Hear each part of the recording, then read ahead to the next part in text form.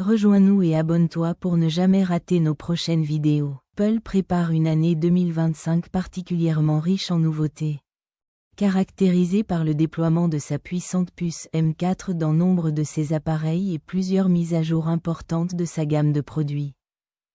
Selon les dernières informations des colonnes de Bloomberg, le calendrier des sorties commence doucement à se dessiner.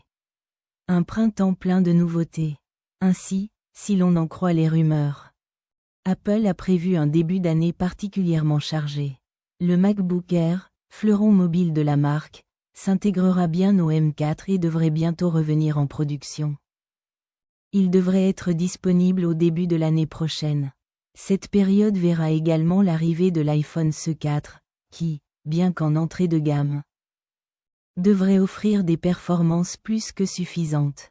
Caméra de qualité, puce A16 Bionic et compatibilité 5G.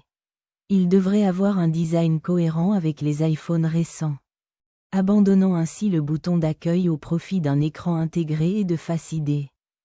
Presque exactement comme ses grands frères, à un prix forcément plus accessible.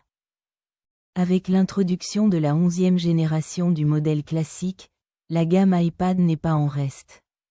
Bloomberg évoque également la possible évolution de l'iPad Air, qui sera également équipé de la puce M4. Considérant que le modèle 2023 est déjà équipé de la puce M2, cela serait assez surprenant. En général, Apple suit une cadence de mise à jour plus importante pour ses processeurs, notamment pour une gamme comme l'iPad Air qui ne sera pas actualisée chaque année. Mais nous ne sommes pas à l'abri des surprises, des performances estivales intenses. Le calendrier se poursuit avec la rénovation des voitures professionnelles. Mac Studio et Mac Pro, destinés aux utilisateurs expérimentés, devraient recevoir leur mise à jour entre juin et juillet, période traditionnelle des annonces de la WWDC. Ces stations de travail haut de gamme disposent de la version Ultra du processeur M4, qui représente l'aboutissement ultime de cette nouvelle génération de puces. Apple avait initialement prévu de lancer Mac Studio en même temps que le nouveau MacBook Air, selon Bloomberg. Celui-ci sortira cependant plus tard, mais rien d'extraordinaire. La période de sortie prévue pour Mac Studio, entre mars et juin, est conforme au calendrier habituel de l'entreprise pour les ordinateurs de bureau.